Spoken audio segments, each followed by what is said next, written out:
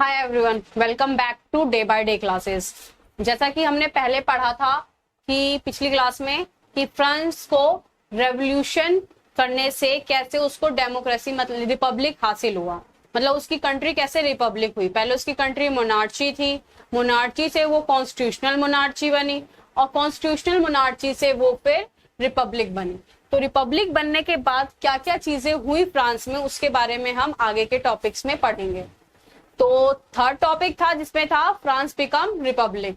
तो 3.1 हमारा जो टॉपिक है वो है रीजन ऑफ टेरर। तो जो टेरर का जो रीजन था वो क्या था, ये टेरर था क्या और ये किस पीरियड में हुआ था, ये सारी चीजें हम इसमें पढ़ने वाले हैं। तो जब हमारा फ्रांस जो था, ये जो चैप्टर में फ्रांस के बारे में बात हो रही है, तो इसमें जब ये रिपब्लिक बना तो ऑब्वियस सी बात है कोई एक पॉलिटिकल ग्रुप आया होगा जिसने पूरे फ्रांस की देखभाल चालू करी होगी या फिर अपना लीडरशिप वहां पे दबदबा बनाया होगा, इलेक्शन जीता होगा, जो भी किया होगा। तो उस टाइम में पीरियड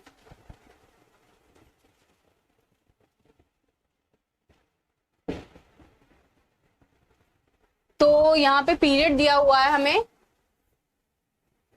1793 से लेके 1794 तक के टाइम में। ये रीजन ऑफ टेरर था। तो इसमें क्या था कि जो रॉब्सपेरेस थे ना, इन्होंने इनका रूल चालू हुआ था फ्रांस में। तो इनके जो है ना बहुत अजीब से लॉ थे, बहुत अलग ही मेथड था कंट्री को चलाने का या सोसाइटी को चलाने का। तो लोगों ने इनसे परेशान होके कैसे परेशान हुए और क्यों परेशान हुए थे ताकि इनको हटाना पड़ा, वो हम इस टॉपिक में पढ़ेंगे। तो इन्होंने लोगों को पहले परेशान कैसे किया या फिर इन्होंने अपनी जो हुकूमत होती है ना एक तरह से डिक्टेटरशिप, वो कैसे चालू करी। हुआ तो रिपब्लिक था लेकिन इनको पावर मिल गई थी, तो इन्होंने अपनी डिक्टेटरशिप चालू कर दी।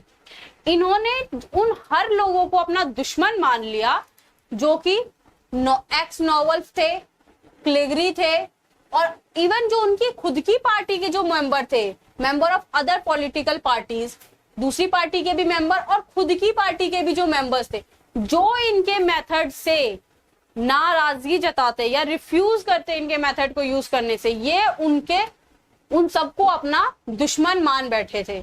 और इतना ही नहीं था कि हम सिर्फ अपने मेंटेलिटी थी इनकी कि मैं उसे दुश्मन मान रहा हूं, नहीं, ये दुश्मन मानने के बाद इनको अरेस्ट करवाते थे, जेल पहुंचाते थे और कई बार तो सजा भी दिलवाई देते थे अच्छे खासी। तो ये इनकी एक तो ये सोच थी कि भाई जो भी आपके आइडिया के खिलाफ गया वो जेल जाएगा। तो जब हम रिपब्लिक कंट्री की बात करते हैं वहां पे सबकी अलग अलग आइडियाज होती है, हमें सबके आइडिया को रिस्पेक्ट करना होता है, सबको लेके चलना होता है। लेकिन इन्होंने ऐसा कुछ नहीं, इन्होंने कहा जो मैं बोलूंगा वही होगा। तो ये एक तरह से इन्होंने अपना डिक्टेटरशिप यहाँ पे स्टार्ट कर दिया था। और इनमें से जितने भी जो इनके दुश्मन थे उनको अगर कोर्ट गिल्टी पाता था कि मान लो वो सही में गलत हैं या इनके मेथड के हिसाब से गलत है, तो उनको भेज दिया जाता था गुलिट्रॉनेड में। अब ये एक ऐसा डिवाइस आपने देखा होगा, एक डिवाइस होता है जो ऐसे करके लकड़ी के तख्ते बने होते हैं और ऊपर से एक ब्लेड होती है, खच गिरती है, गर्दन हलाल। तो वही इन्होंने बनाया, वहीं पे जो भी गिल्टी था उसको वो सजा दी जाती थी जिसमें उसे भेज दिया जाता था। अब ये जो नाम था ना गुलोटाइंड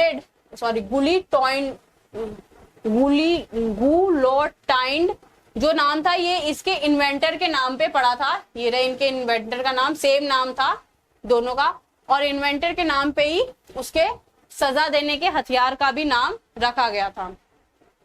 अब इनकी जो गवर्नमेंट थी, इन्होंने एक लॉ पास किया कि मैक्सिमम वेज और प्राइस का लॉ पास किया। तो इसमें क्या करना था कि प्राइस फिक्स कर दिए गए थे चीजों की और उसी प्राइस पे लोगों को वो चीज बेचनी या खरीदनी होती थी।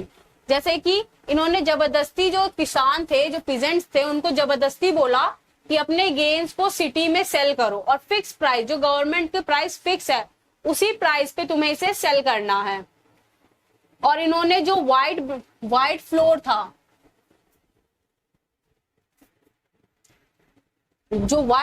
उसको बंद कर दिया। इन्होंने सारे सिटीजन्स के लिए एक इक्वालिटी वाला ब्रेड बनाया कि सब होल व्हीट ही यूज करेंगे, वो वाला व्हाइट वाला जो स्पेशल बनाया जाता था वो कोई यूज नहीं करेगा, सब एक ही जैसा ब्रेड यूज करेंगे।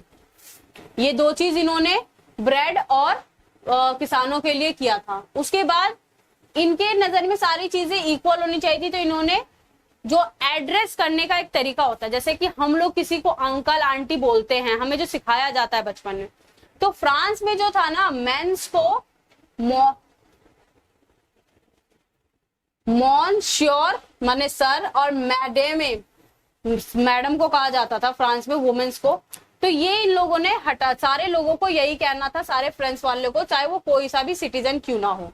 और जो चर्च थे, इन्होंने चर्च को बंद करवा दिया, इन्होंने जितने चर्च थे उनको बंद करवा दिए, और उन चर्च के बदले वहां पे उन्होंने बिल्डिंग कॉन्वेंट बना दिया या फिर ऑफिस बना दी। वहां पे जो भी चर्च थे उन्हें बंद करके ऑफिस उन्होंने बनाने लग गए वहां पे। अब इनकी जो पॉलिसी थी सपोर्ट डिमांड में, जो डिमांड इनकी पॉलिसी में मांगा जा रहा था वो ये था कि इनको जो कोर्ट था उसको चेंज करना था, और जो ये इनके जो इन्होंने अरेस्ट करके सीधे हलाली के लिए भेज दे रहे थे, ये सारी चीजें बहुत ज्यादा मतलब बहुत हिंसक हो रही थी।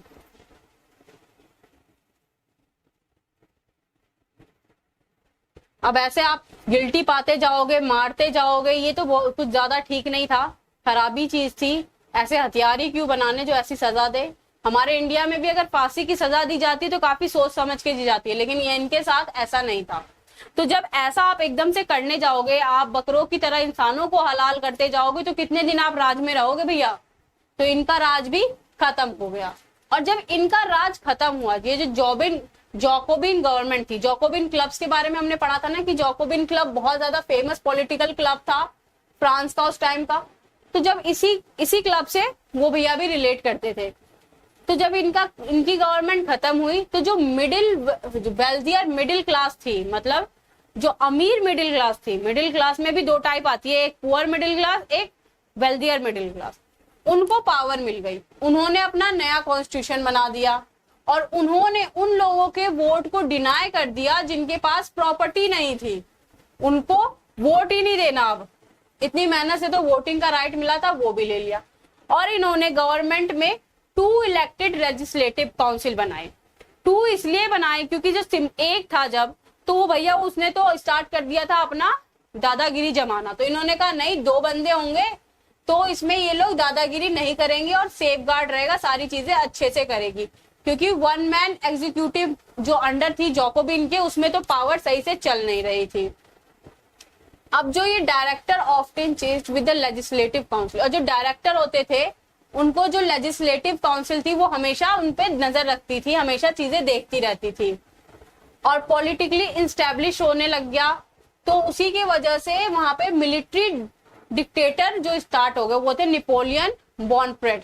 इन्होंने देखो जब सिंगल आदमी था तो वो लोग उसने खुद के लिए ही सारे रूल्स बनाने चालू कर दिए। लेकिन जब इन्होंने डबल किया तो डबल में तो थोड़ी मतभेद होती रहती है, मतभेद होती थी, हटा दिया जाता था डायरेक्टर्स को। हटाने लग गए तो इन्होंने मिलिट्री डिक्टेटरशिप स्टार्ट कर दी, मतलब मिलिट्री को नेपोलियन ने अपने अंदर ले लिया।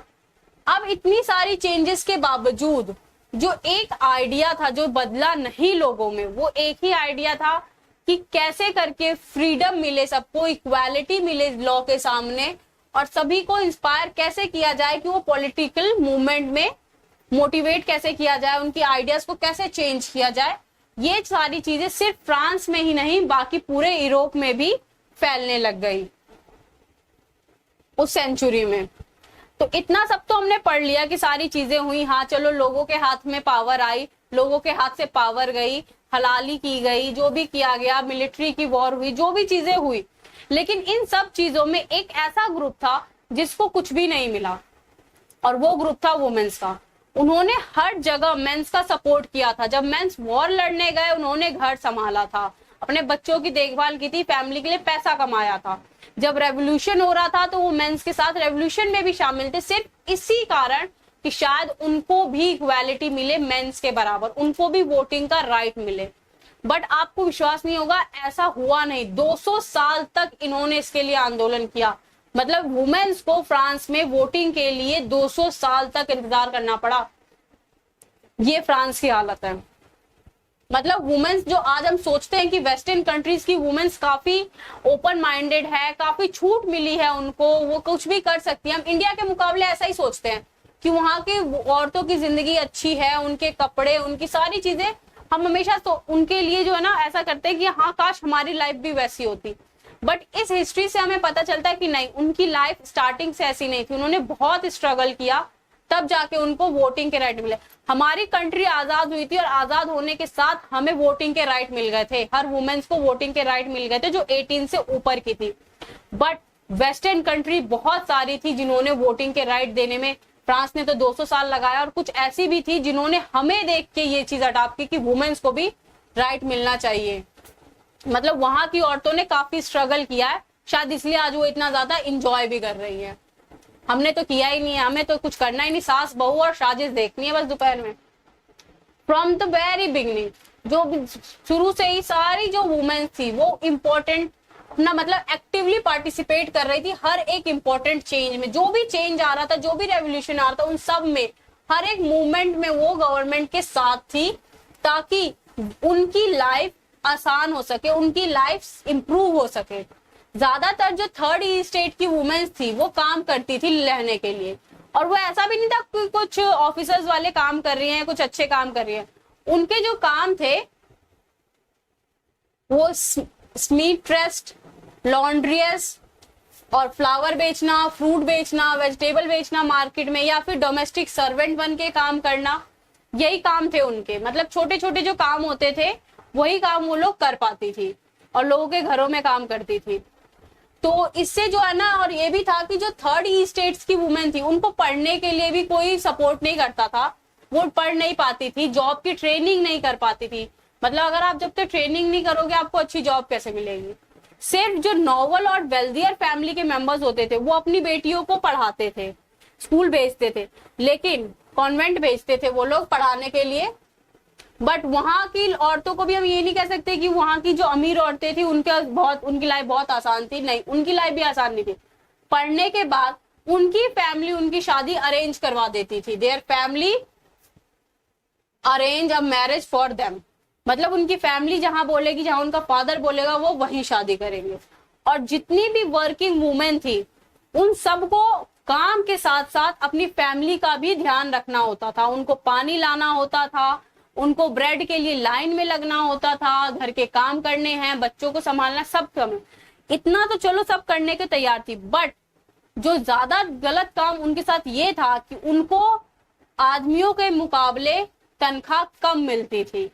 जो उनकी तनख्वाह थी वो आदमियों के मुकाबले कम थी। एक ही काम के लिए आदमी को ज्यादा पैसे मिलते थे और औरत को कम पैसे मिलते थे। अब जब इतनी सारी नाइंसाफियां होंगी तो वुमेन्स को जाहिर सी बात है कि वो आवाज तो उठाएंगी। तो उन्होंने खुद के पॉलिटिकल ग्रुप्स बनाना स्टार्ट कर दिया, न्यूज़पेपर बनाने स्टार्ट कर दिए। अब ऐसे कुछ 60 क्लब्स थे, वुमेन क्लब्स थे, जो नजरिए में आए फ्रांस में अलग अलग सिटीज में। और इन सब का जो सबसे फेमस क्लब था वो था the society of revolutionary and Republican women. ये ग्रुप सबसे फेमस था उन सब में, और ये सारे ग्रुप्स का एक ही मोटिव था, एक ही डिमांड था कि उन्हें सेम पॉलिटिकल राइट चाहिए जैसा मेंस को मिलता है वैसा ही। लेकिन वुमेन्स को नहीं मिला, वो डिसअपॉइंट हुई। उनको कॉन्स्टिट्यूशन जो 1791 में जो कॉन्स्टिट्यूशन बन के आया उसने उन्हें पैसिव वुमेन के तौर पे डाल दिया, पैसिव सिटीजन के ग्रुप में डाल दिया। पैसिव सिटीजन हमने पढ़ा था, मतलब जिनको वोटिंग का राइट नहीं था। अब उनकी डिमांड हो गई थी कि हमें वोट डालने का राइट चाहिए, हमें असेंबली में जाना है, हमें असेंबली में इलेक्ट होना है, हमें भी पॉलिटिकल ऑफिस में जो है पोजीशंस होल्ड करनी है। ये इनकी डिमांड थी। ये कोई बड़ी डिमांड भी नहीं थी। अगर मेंस कर रहे थे तो वुमेन्स को भी मिलना चाहिए था, लेकिन ऐसा उनके गवर्नमेंट ने नहीं दिखाया। Only then they felt would their interest be represent in the new government. उन्हें लगा कि क्या पता उनका जो इंटरेस्ट है या फिर ये जो चीजें डिमांड है वो उनके नए गवर्नमेंट उनके लिए पूरा करेंगे, लेकिन ऐसा कुछ भी नहीं हुआ। The revolutionary government did introduce law that help improve their life.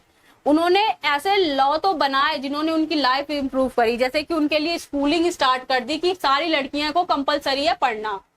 मतलब जैसे हमारे इंडिया में नारा चलता है ना, बेटी बचाओ बेटी पढ़ाओ, वैसा ही इन्होंने भी बनाया कि हर लड़की पढ़ेगी, चाहे वो किसी भी ग्रुप का क्यों ना हो।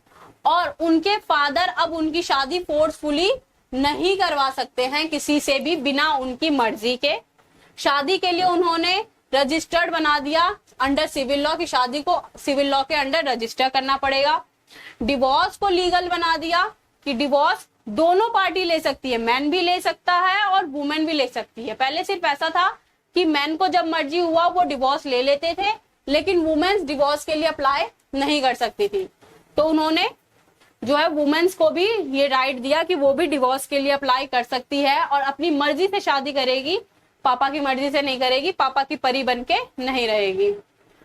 और उसके बाद वुमेन्स को ट्रेन किया गया उनकी जॉब के लिए, मतलब अलग अलग जॉब्स के लिए, और फिर वो बहुत सारे जगहों पे आई। सिर्फ वो छोटे मोटे फ्लावर फ्रूट्स बेचने वाली नहीं रही, आर्टिस्ट बनी, छोटे छोटे बिजनेस चलाना स्टार्ट किया। ये सब तो ठीक था, लेकिन अभी भी जो उनकी मेन डिमांड थी कि पॉलिटिकल राइट उनको मिले, वो राइट उनको नहीं मिला। वो अभी भी उसके लिए स्ट्रगल कर रही थी। और जब ये रीजन ऑफ टेरर वाला जो हमने टॉपिक पढ़ा था, उस टॉपिक में जो गवर्नमेंट आई थी उसने क्या किया, जो इनके जो वुमेन क्लब थे उनको बैन कर दिया और बहुत सारी औरतों को तो सजा भी दे दी। जो उनमें बहुत मतलब फेमस औरतें थी उनको सजा भी दे दी, चलो जेल पहुंचाते हैं और सजा देते हैं। अब वुमेन्स को जो राइट टू मतलब वोटिंग का राइट चाहिए था, इक्वल वेज चाहिए था, वो कंटिन्यू रहा 200 साल तक।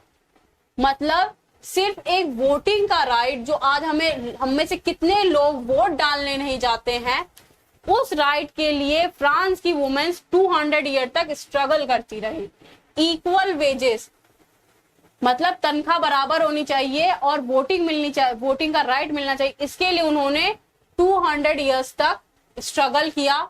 और उसके बाद जाके इन्हें कहीं इंटरनेशनल बहुत सारे इंटरनेशनल मूवमेंट्स हुए, जिसमें लेट 19th सेंचुरी में और अर्ली 20th सेंचुरी में ये इनको वोटिंग का राइट मिला और पॉलिटिकली एक्टिविटीज में फ्रांस की वुमेन को दिया गया और ये किया गया। लेकिन इन सब से हमें ये पता चलता है, ये सारी चीजें हमें बताती है कि फ्रांस की वुमेन रेवोल्यूशन में, फ्रांस के रेवोल्यूशन में कितनी सपोर्टिव थी, कितना उन्होंने वॉलंटियर किया, कितनी मदद की, या फिर कितना सारी एक्टिविटीज में उन्होंने पार्टिसिपेट किया। ये सारी चीजें हमें बताती है। और फ्रांस ने ये सब देखते हुए 1946 में जाके अपने वहां के वुमेन्स को वोटिंग का राइट दिया और फाइनली 200 ईयर्स के बाद जाके जो उनकी डिमांड थी वो पूरी हुई। मतलब डिमांड शायद दादी ने की होगी या परदादी ने, और उसका जो फल था या फिर जो उस मूवमेंट का जो हम माने सक्सेसफुल जो था, वो मिला अधिकार पोती पर पोती को। मतलब 3-4 जनरेशन का गैप हो गया डिमांड के लिए। यहाँ पे हमने इतना पढ़ लिया है, वुमेन्स को कैसे करके मिल गया डिमांड। अब जो ये इनकी चीजें थी कैसे करके चेंज हुई, क्या हुआ, ये सब बहुत जरूरी है, क्योंकि वुमेन ऐसी मतलब मेंस और वुमेन्स दोनों हमारे सोसाइटी के लिए बहुत ज्यादा इक्वल है, बहुत ज्यादा जरूरी है। जितने मेन जरूरी हैं उतनी ही वुमेन्स भी जरूरी है। लेकिन ये समझते समझते हमारी सोसाइटी को बहुत टाइम लग गया। अगर लॉ ने ये समझ भी लिया है तो भी जो कई देश हैं जो आज भी इस चीज में पीछे हैं, जैसे कि हम अपने देश को लेके चल सकते हैं, वो अभी भी बहुत पीछे चल रहा है। अब जो हमारा अगला सेक्शन है, द अबॉलिशन ऑफ स्लेवरी, मतलब स्लेवरी को कैसे खत्म किया गया, कैसे उसको हटाया गया, ये चीज जो है हमारा 5th टॉपिक हमारे 6th वीडियो में, मतलब 5th टॉपिक हमारे 6th या 7th वीडियो में हम अपलोड करेंगे, आगे पढ़ाएंगे। आज के लिए सिर्फ इतना ही जान लो कि वुमेन्स ने कितना स्ट्रगल किया है पढ़ाने के लिए, अपने वोटिंग राइट के लिए, अपनी लाइफ को बेटर बनाने के लिए।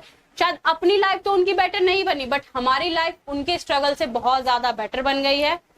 तो इस वीडियो को उन वुमेन्स के लिए ही जरूर, और मुझ जैसी के लिए भी प्लीज लाइक और सब्सक्राइब जरूर कर दे। Bye bye.